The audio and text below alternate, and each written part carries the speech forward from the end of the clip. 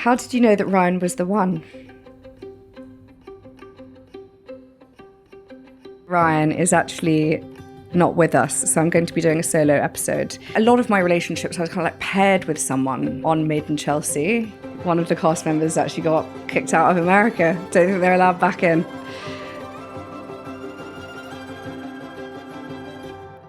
Hey guys, good morning. Happy Wednesday. Happy listening. Today's format is a little bit different for the He Said, She Said pod because my lovely partner Ryan is actually not with us. So I'm going to be doing a solo episode. He is in Morocco, running across the desert right now in sweltering heat. I think he's got to do 85 kilometers today, and I don't envy him. It's one of those things that when you feel quite removed from it, you don't really give it a lot of thought. But last night I was woken up in the middle of the night by Leo, and I literally turned over. I mean, we're kind of co-sleeping at the moment because Ryan's away and we like to do that.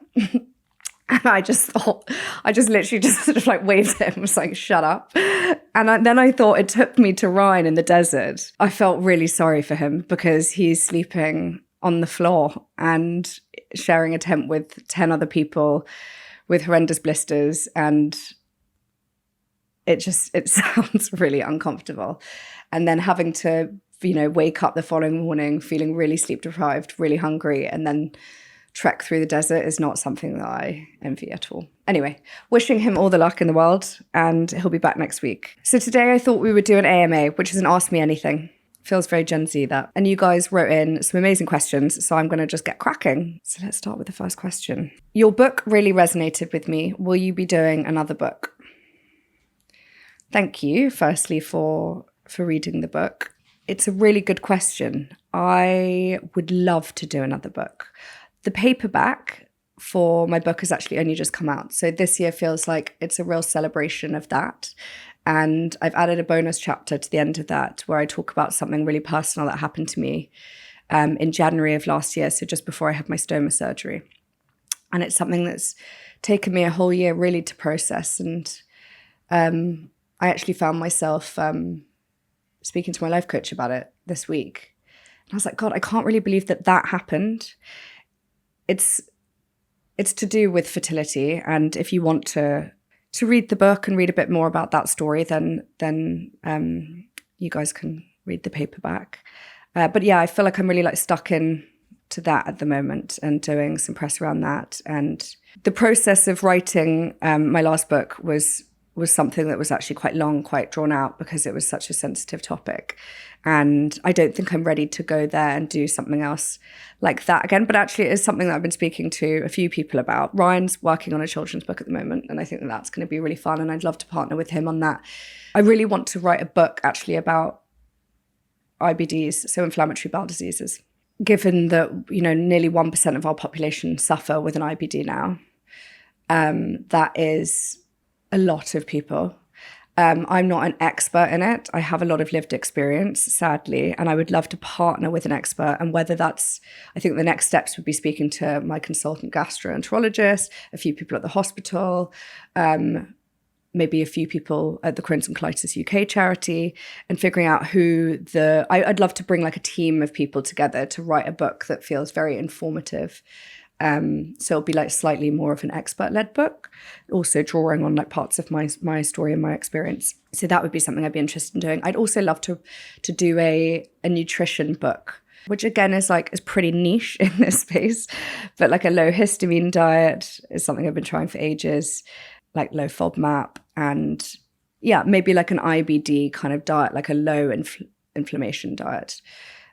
Book would be fun because I love my cooking. I think something that I've wanted to do for a long time is to create a small manual on the steps that have really helped me to get better, but to really hone in on like the different techniques that I use. So the book Lucky that I've written, it explores my story in quite a lot of detail. It talks a lot about like the thoughts that I had, the feelings that I had when I went through the hardest time in my life. And there was so much to explore because so much happened to me over a 2-year period.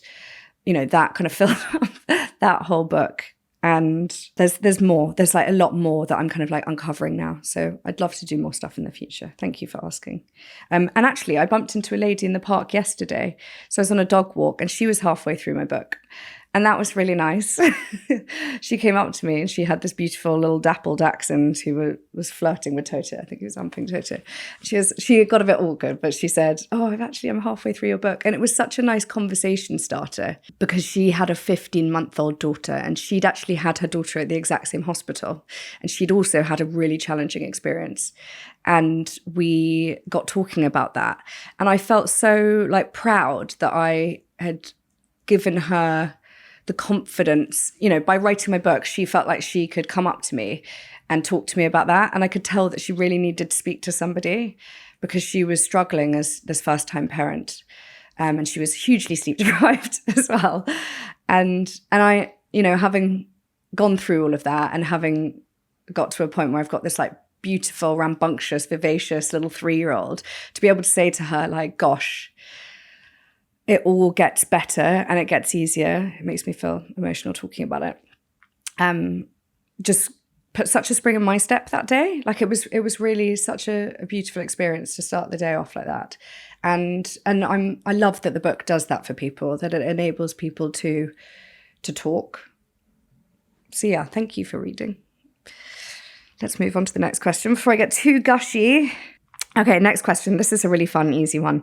Which is your favorite city in the world? My favorite city is New York. I've always wanted to live there for a big chunk of my life. I've spent 2 months there before when we were filming Made in Chelsea. Real blast from the past. And I fell in love with the city then. And I visited it so many times since. My ex is actually from there. So I used to go back and forth monthly. And I've really got to know it well. Actually, one of my best friends lives there at the moment. She lives in Brooklyn and she has the best life. And I wasn't sure whether it's that whole thing of, when you visit somewhere on holiday, you have an amazing time because you spend so much more money, you eat out every day, you walk everywhere, you like really soak in the best that a place has to offer. But I do think that there's like an energy that it offers that is unrivaled. Like, people are so fast paced. Everyone is out all the time. Like people are very social, I think, because it's so extortionately expensive to live there. So I remember my ex lived in this tiny studio where everything was in one room, like the bed, the loo, the kitchen. It's all in one space. He had a tiny balcony, this massive dog. It was chaos, really. And it was in Tribeca. And this is Ryan and I have been together, I think, 8 years. So it was probably about 10 years ago. And back then, it was $6,000 for this studio apartment in a pretty nice location. But I mean, we're not talking Upper East Side. And I guess I think that they are paid a little bit more. So it works out as a little bit more reasonable. But I could never have afforded to live there, especially not back then on the Made in Chelsea wages. But yeah, that is somewhere that I would love to live. My cousin lived there when he worked in advertising and he had his young children. They went to nursery there and they lived in a cool apartment in the Upper East Side. And I'm obsessed with the Real Housewives of New York. I feel like it's my window into the city when I'm not there. Like Sonia, Ramona, that whole gang. So yes, I feel like I get to live it vicariously through them. And it's a big goal of mine actually to get back out there because the last time I was there was pre-Leo. So if I could carve out a little bit of time, I think it's a fab place to visit in the autumn. They do Halloween in such a big way there. God, I've actually got some wild memories from there when we were filming. Oh my God, I think one of the cast members actually got kicked out of America. Don't think they're allowed back in. It's amazing. The best restaurant I've ever eaten at in my life actually is a place called Llama Inn, and they've had the best key lime pie. We got boxes and boxes of it to take home to stay in our hotel in Williamsburg, to eat in the hotel for days afterwards. So yes, I'd love to go back and revisit that. What I will say though is anytime I do go away, when I come back to London, so I was lucky enough to visit Paris fairly recently. I spent a long weekend there, got the Eurostar back so easy, and also great for me to kind of like dip my toe back into traveling with my, my condition, my chronic illness. And on the way back, we were indulgent enough to get a cab from King's Cross back to Southwest London where we live.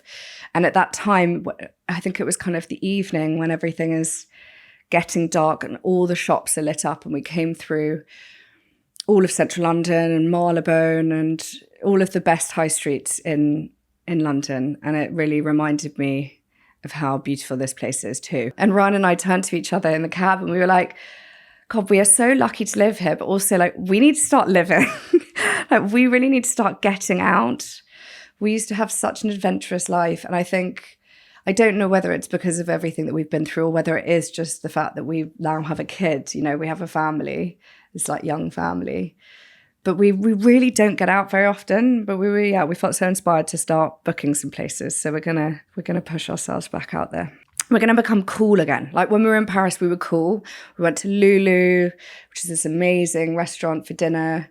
We went to Giraffe. Like I had a moment where I really wanted to go out to a club. Obviously we had Leo, so we couldn't. We were just surrounded by like really cool, like, I don't know, like chic Parisian people. And I thought, okay, we need to do more of this. Okay, question 3, a stoma-related question. Something that I always love to get the opportunity to talk about, because although it's really niche, I know that there are lots of people out there that live with one. I think there's about 150,000 people in this country of varying age ranges, and it's something that people can really struggle to live with or to adapt to. So I hope to take away some of that stigma. Hi Louise, I'm a third-year medical student with a stoma. I've always hidden this from my peers for no real reason, and I want to know how you would go about introducing this. I want to share because I'm not ashamed of it. If anything, I'm proud of who I'm becoming, but getting over the hurdle of how to introduce this as a topic is seemingly difficult. Only my closest friends and boyfriend know, and they're wonderfully supportive, but I feel I have no reason to be hiding it. Would appreciate you chatting about your thoughts on this. Thank you. I have so much to say on this.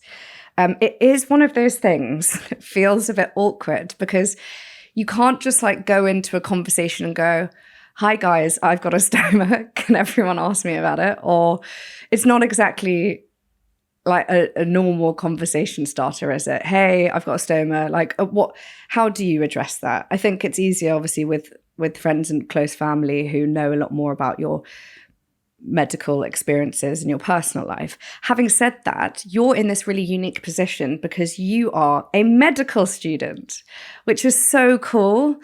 I've actually been asked to go into a number of hospitals around London to speak to medical students about my experience of living with a stoma, because it is something that people that work in the medical space are likely to come across at some point in their career. You know, and a lot of people, as they become more elderly, have to rely on having a stoma as a way of going to the loo. So there's definitely like an intrigue in the medical space. And I think that you're in a unique position where you can educate the other people who are also studying medicine on what it's like to live with one. And I think you'll find that they'll be really, really interested in this because it can help them go on to speak to people that other people that have them that they might come across in their work in a kind of kind, compassionate and appropriate way.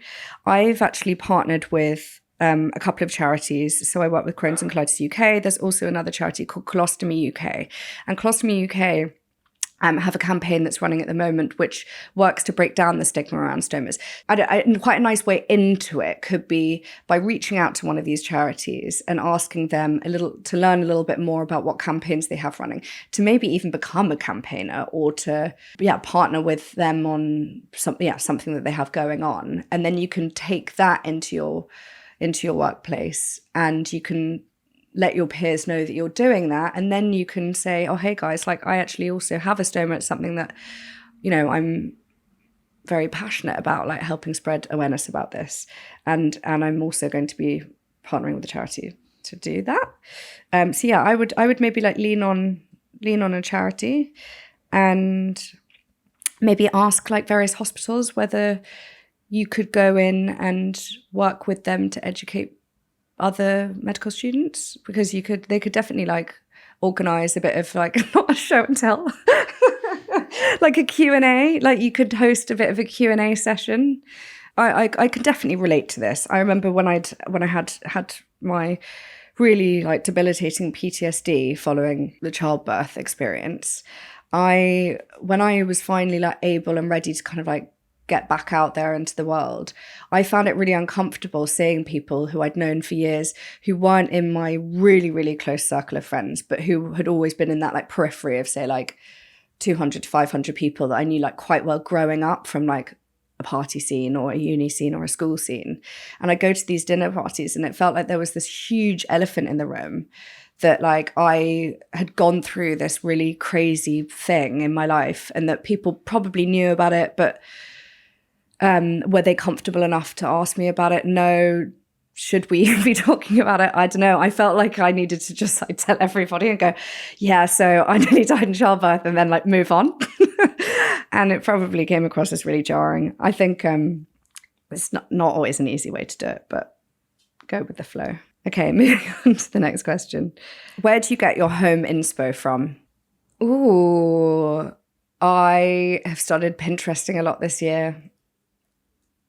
And I'm quite embarrassed to admit that at the beginning of the year, or actually around Christmas when I had a few weeks off, I started actually like Pinteresting like almost a manifestation board of what I wanted my life to look like. But I actually noticed that I was then putting on the clothes that I had put in the board. Like I think I put on like I'd pinned a really beautiful picture of like a mother with her children. They were wearing dungarees, and then I found myself actually throwing it on. And I think with homeware, I kind of do the same. Like I'll pin a lot of beautiful rooms in other people's homes, and I will definitely take inspiration from that. When I was growing up, actually, both of my parents worked in interior, well, not in interiors, but in property development. So we had loads and loads of magazines lying around the house with a lot of interiors in them. And I would flick through these magazines for hours on end. Loved a magazine. I then would really visualize what my house would look like when I grew up. I definitely took a lot of inspiration from my childhood home before my parents got divorced. So they got divorced when I was around 11. But I loved that home. I mean, I was really lucky. I lived in Notting Hill. We had a big communal garden. It was like something out of the movie Notting Hill. And there were different rooms in the house that I loved. So my parents had this cool bathroom with a big pink marble bathtub. You know what, actually, I've always said that one day I will move back into that house. That is a huge goal of mine, but I don't know whether I would ever be able to afford to do that. But yes, I have, in the meantime, I have recreated their marble bathroom, and we've got our own kind of peach coloured bathroom here. And yeah, I'll find like an idea that I love and then I'll run with that. And it tends to be around like one major feature. So with that bathroom, I'd seen a few pictures actually online of a big bathtub that kind of connects them with the shower through a ledge. So we've got a step in the shower and there's just a big screen, and it kind of just divides the bath and the shower quite nicely. So I wanted to be able to wave when he's in the shower and have a bath, and we kind of could then both, I mean, it's super, super glam, but we have a TV in our bathroom. It was actually Ryan's idea. I hate houses that have a TV in every room. I think it's pretty tacky, but we've somehow ended up with one. We've got massive TVs everywhere. And yeah, we even have one in the bathroom, so we can both watch the telly together. He watches it over my head. So that bathroom feels like it's very Italian with all of the marble.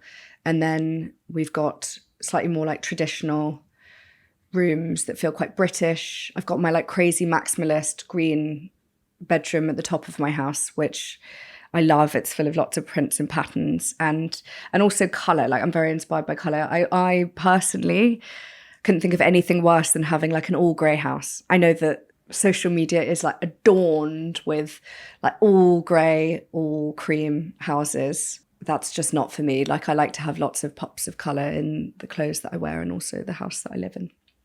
So yeah, I'll choose like a colour. This is kind of the blue room, if you haven't already noticed. And actually we have loads of people that ask what colour this is. It's similar to Oval Room Blue by Farrow & Ball, but it's actually a lick paint, and I think it's called Teal 03. And there's a lovely lady who I'm very good friends with called Tash, who does all of the colour consulting there. She's great, so would highly recommend. How did you know that Ryan was the one? This is quite a simple answer, really. I had felt a certain way in all of my other relationships that wasn't right. I don't think I ever felt truly comfortable or confident in any of my relationships from the age of 14 to 26. I jumped from one relationship to the next, trying to look for something that the last boyfriend hadn't given me. And it was never there. And I always also felt like I had to really dress myself up for those other relationships. I felt like I had to try to be cool. Like it felt like a lot of effort. I remember an instance where I was, well, for most of actually the relationships, I was drunk. but then when I felt a little bit more confident, I maybe wouldn't drink. But even then, I remember like sitting in a car. I had the Mini that got then crushed in the pound that I spoke about. I remember like picking my boyfriend up in that car, my little black Mini, and I remember like putting on a CD that I'd created of like cool tracks, and I just remember like trying really hard to be attractive. Like I thought that if this like soundtrack was cool enough that this guy might love me. But I was also just so uncomfortable for so much of my youth. I had very low self-esteem and I was just so self-conscious. I think a lot of my relationships, I was kind of like paired with someone on Made in Chelsea. And I was a bit like a nodding dog sat in the front of a car, just like, yes, I was such a yes person. I hadn't learned any boundaries. I really struggled to say no. And so I ended up in all these relationships that I wasn't really like destined to be in. They were really designed by a story writer at an office somewhere, but I went with them. And yeah, it felt like there was like a certain amount of pressure to make those relationships work. Whereas with Ryan, we met just through his brother's now wife, and through this running challenge that I was doing. And he was just a trainer and I was just a girl, and we didn't need to be anything. And so that was quite refreshing, really. And the relationship was forged around exercise, which was like a passion of both of ours. Yeah, and our first date was in Nando's, so it was just really stripped back, and I just could be. So that was really how I knew that he was the one. It was a feeling of confidence. Okay, what film can you completely immerse yourself in to unwind and relax? My attention span is so short, so I really struggle with films. I'm much more of a series gal. I love like a murder mystery. I loved Making a Murderer. It's really old now. But I find actually that since my like oldest movie, my favorite movie really is Romeo and Juliet, the Baz Luhrmann version. And that's the first movie that made me like fall in love. I fell in love with Leonardo DiCaprio in that movie. And I used to listen to the soundtrack on repeat. There's a Radiohead song called Talk Show Host, and I would just listen to it. And there's a scene with him on the beach writing. Oh my God, he's so fit in it. I want to watch it now. And actually, Ryan really reminded me of Romeo, yeah. Leonardo DiCaprio. It's kind of one of the reasons why we called Leo as well. God, I'm so embarrassed. I'm being so open here. Yeah, that's probably the movie. But I find that I'm very selective about what I watch, and I think that I still, as part of a bit of like a trauma response, I struggle to watch things that I don't know the ending to, which is why I watch a lot of like light and frothy reality shows, to be honest. Moving on. What are your spiritual practices? I occasionally read the Bible. I've got a beautiful little white Bible, and when I feel drawn to it, I'll read a bit. I pray. Ryan and I sometimes pray together at night in bed, which is quite sweet. Or we'll pray privately. I know that Ryan prayed quite a lot in the church. There's a chapel actually in the hospital that I've spent a bunch of time at. And then kind of like more broadly, I like to just allocate myself some time to do a bit of meditation, a bit of writing, and a bit of deep thinking. And in those moments, I kind of think more about like the meaning of life. I also have a life coach that I work with, this amazing lady called Caroline. She is such a crutch of mine, and we speak every week. Actually, we've now moved. We're now doing bi-monthly.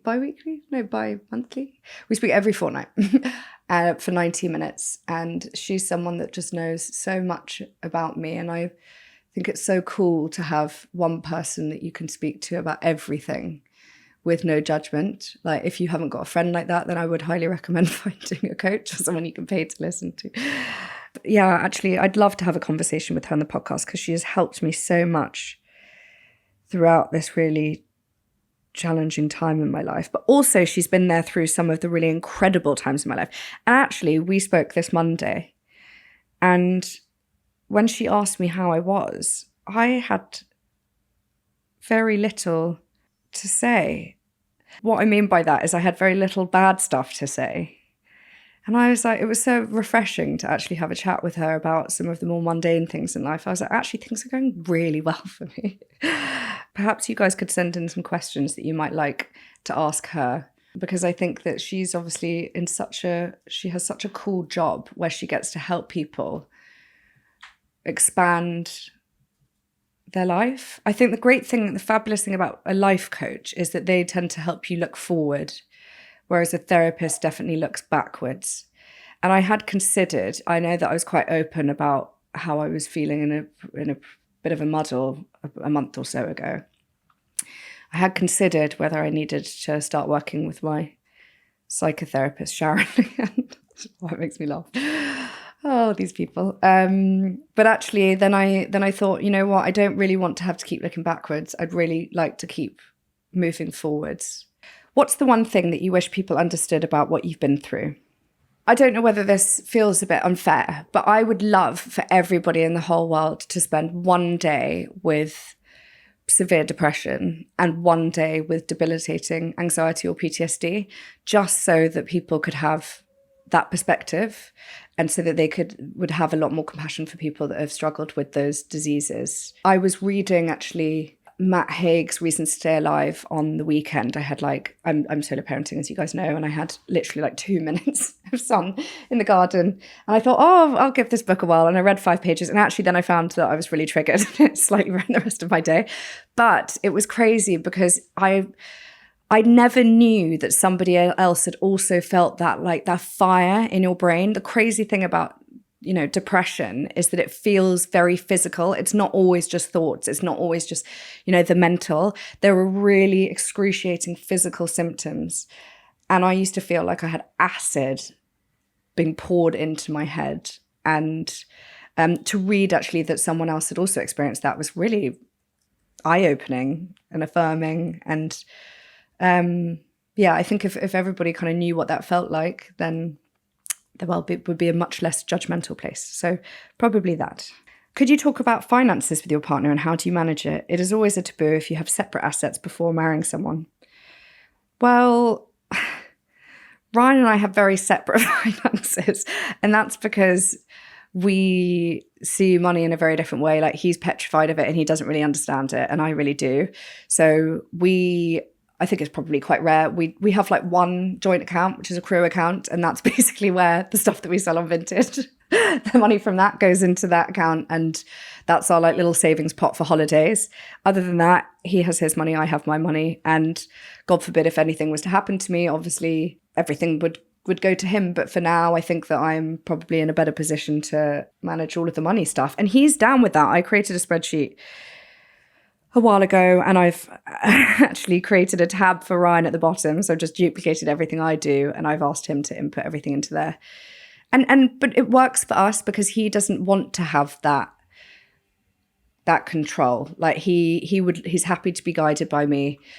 We know that we love each other and that we both pay for lots of stuff. We kind of split most things down the middle. So it's not yucky and there's nothing hidden. We don't have conventional jobs. We don't have conventional salaries. We have money coming in from lots of different places. And I think that, it can be overwhelming sometimes. Although actually we now are finally going to be using the same, I have an accountant, he's got an accountant. Both of our accountants were old family friends of ours. We've decided that we're letting go of them, and we are going to be united and sit under the same umbrella and have the same person who can help guide us and that kind of stuff. And also we're now working with a financial advisor, which feels exciting. A girl called Sean, I hope you don't mind me using your names. She said, how did you become confident investing? Do you know something funny about this? Is I wish I had some really cool story. When Ryan and I went to Ibiza in August last year, it was our first trip without Leo. I took a week off work and I had so much more time to think about things. And I got quite bored actually by really there for 5 days. By day 4, I had this like big gaping hole that needed filling. And my brain was like, okay, come on, Louise, like we need to use the brain. What are we going to do? And I found myself sat outside my the room that we were staying in while everyone else was like socializing, having fun, having dinner. I was like, nah, I can't be bothered. I just wanted some solitude. And I started watching YouTube videos on how to invest. And I can't remember the name of the guy.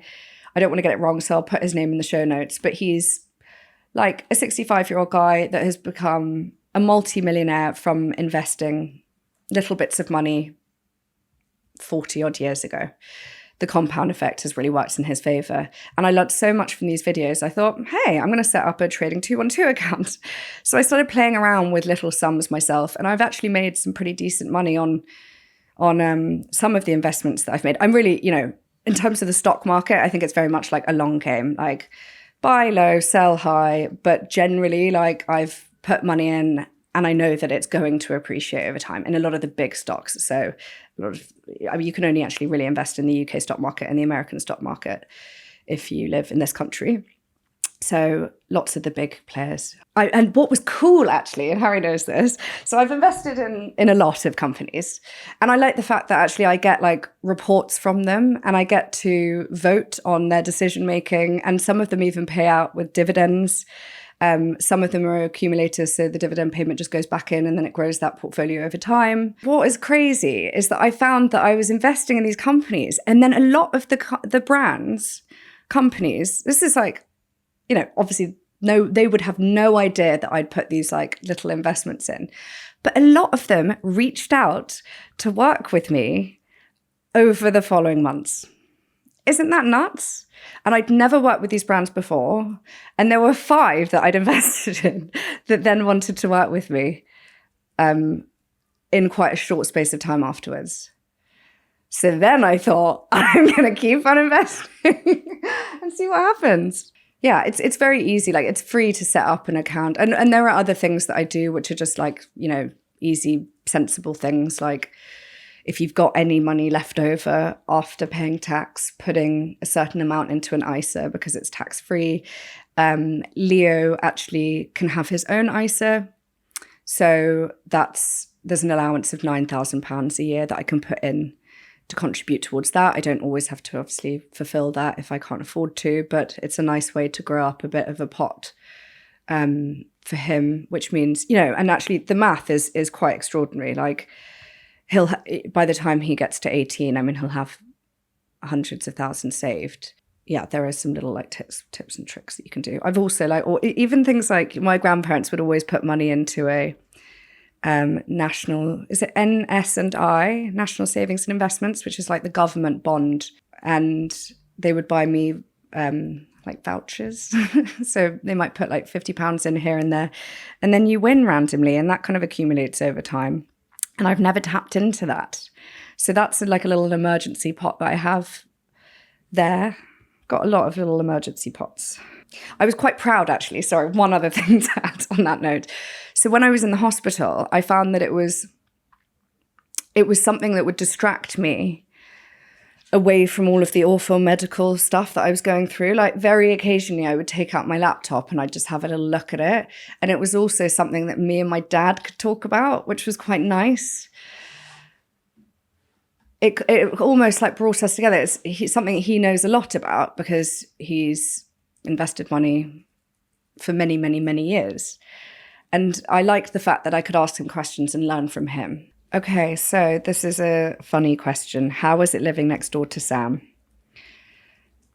I can joke about it being a total nightmare and about the fact that we've like built up Fort Knox around the house so that you can't climb over the wall. And we denied the idea of having a gate between the two houses because obviously like we love to wind each other up. But the reality is that I can't imagine a world in which we wouldn't live next door to each other. And it's quite sweet because I had a chat with him fairly recently about, this whole Ryan and I trying to invest in somewhere outside of London. I think he'd kind of like caught wind of a lot of that conversation via, this podcast. And he sat down with me and he said, Louise, can you just, like, if you're ever going to sell the house next door, can you just let me know? And I was like, oh my goodness, yes. And I'm never going to do that. So I slightly feel like we're actually going to be rooted here forever. Like whatever happens, if his career just keeps on climbing and he really outgrows us from the financial perspective, like I genuinely think that like we will always be here and then we'll grow on top of that. We're obviously looking to invest somewhere out kind of towards the Cotswolds or Wiltshire way. But yeah, we will always be here. And it's so convenient. And we are really, really lucky that we get to do so much together because we get along so well. And it's not always been that way. I actually get a lot of parents message me, DM me saying, oh my gosh, like I really hope that my kids grow up to be as close as you and Sam are. And it warms my heart, but I kind of want to reassure people that it's not always been that way.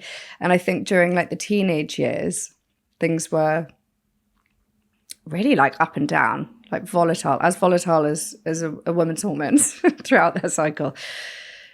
We had moments where we were close, moments where we weren't. There was a time when I really didn't think that he should have been on Made in Chelsea. There was a time when he threw an after party at my mum's house and invited someone that I was dating at the time who then ended up like cheating on me in one of the bedrooms there. Like we massively fell out over that. Like it's not always been rainbows and butterflies, but we've always come back together. And yeah, I think that, yeah, we love living next door to each other now. It's great. Okay, got time for one more. Another bit of a blast from the past. Are you still good friends with the MIC gang? I am actually. I'm pretty good friends with a few of them. Rosie and I went to school together, so we've known each other since we were 11. We were at boarding school together. We were in the same house. So we shared rooms together.